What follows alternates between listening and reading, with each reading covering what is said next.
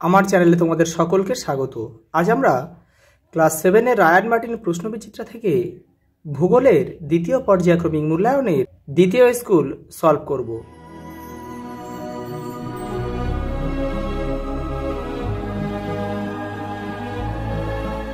দেখে নাও, প্রথম প্রশ্ন দেখো, দুটি পাতের প্রবল চাপে মাঝখানের ভূভাগ ভাঁজ খেয়ে উঁচু হয়ে উঠে যে পর্বত সৃষ্টি করে তা হলো ভঙ্গিল পর্বত।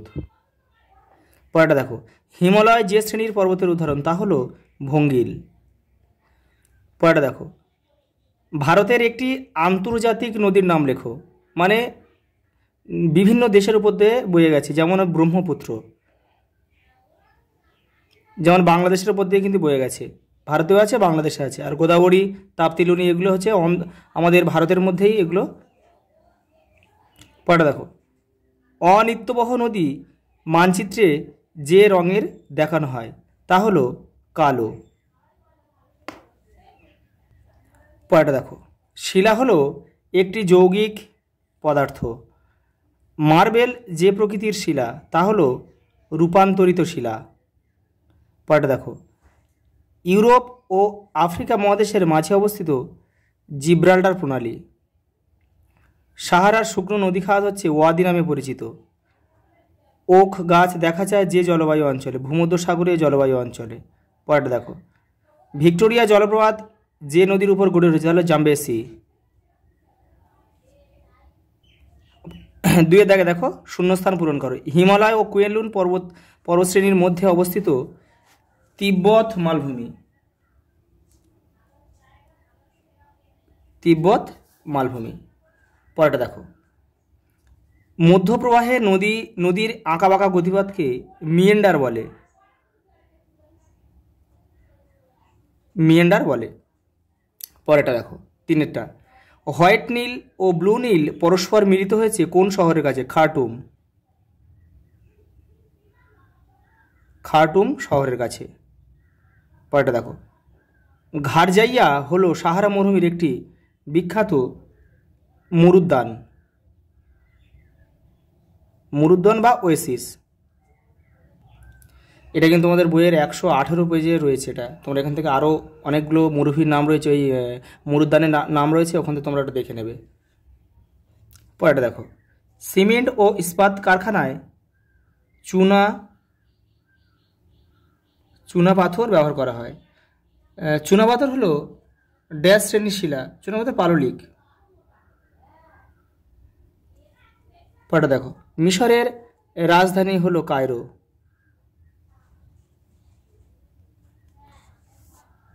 দেখো পরেরটা দেখো, বিয়ের দাগে শুদ্ধ অশুদ্ধ লিখতে বলেছে। লাভা সঞ্চয়ের ফলে লোয়েস সমভূমির সৃষ্টি হয়েছে। এটা কিন্তু অশুদ্ধ। লাভা সঞ্চয়ের ফলে লাভা গঠিত মালভূমির সৃষ্টি হয়।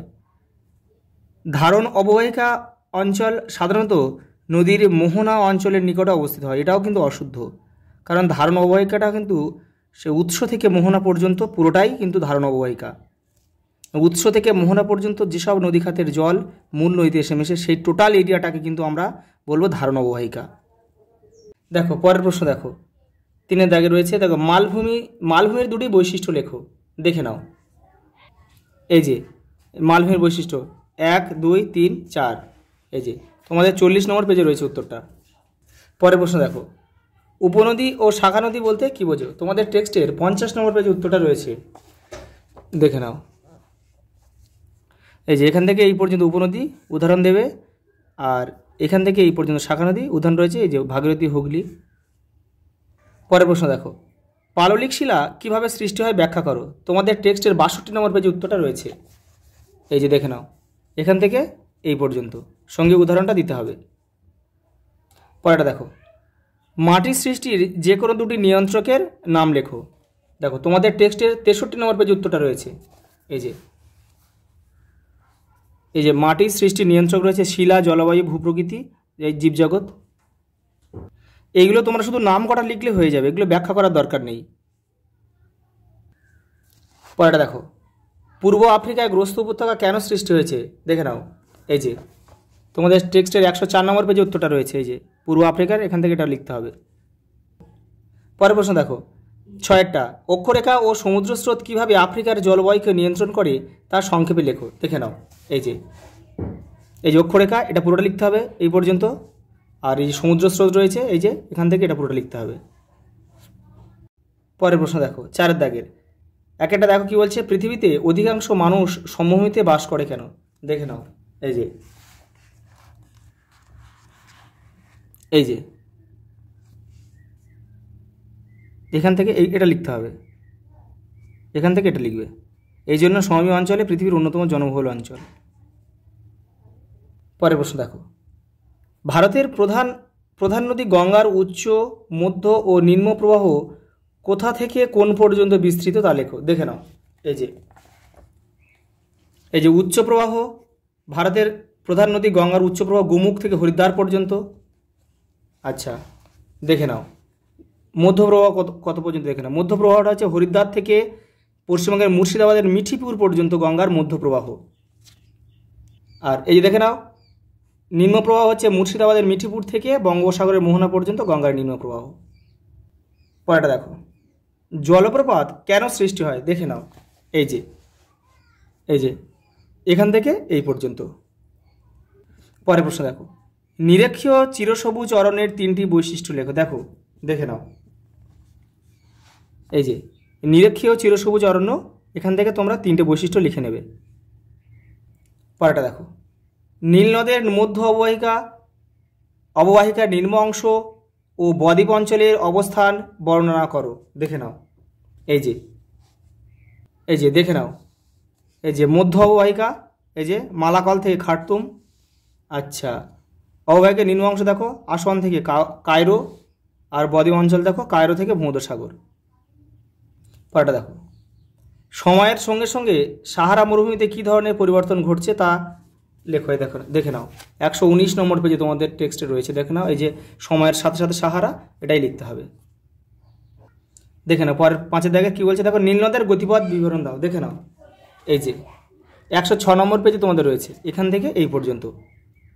পরেরটা দেখো, সাহারার জলবায়ুর পরিচয় দাও। দেখে নাও 118 নম্বর পেজে রয়েছে। এই যে দেখো, সাহারার জলবায়ু, এই দিনের বেলা, এই যে রাতের বেলা, গাছপালা, এগুলো লিখলে হয়ে যাবে। এই পর্যন্ত লিখতে হবে, এই পর্যন্ত।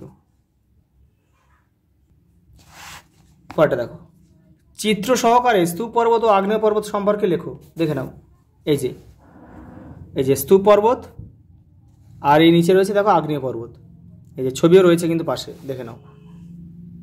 পরের প্রশ্ন দেখো, প্লাবনভূমি ও অশ্বক্ষুরাকৃতি হ্রদ কীভাবে সৃষ্টি হয় তা চিত্রসহ লেখো। আগে প্লাবনভূমিটা দেখে নাও, এই যে প্লাবনভূমি, এই যে এখান থেকে দেখো নদীর মধ্যে পলি বালি, এখান থেকে এই পর্যন্ত লিখবে। ঠিক আছে, এই ছবি রয়েছে এখানে। আর দেখে নাও লাস্ট প্রশ্ন, দেখে নাও অশ্বক্ষুরাকৃতি হ্রদ। দেখে নাও, এই যে এখান থেকে এই পর্যন্ত এই ছবি রয়েছে। আজ এই পর্যন্ত, দেখা হবে পরের ভিডিওতে।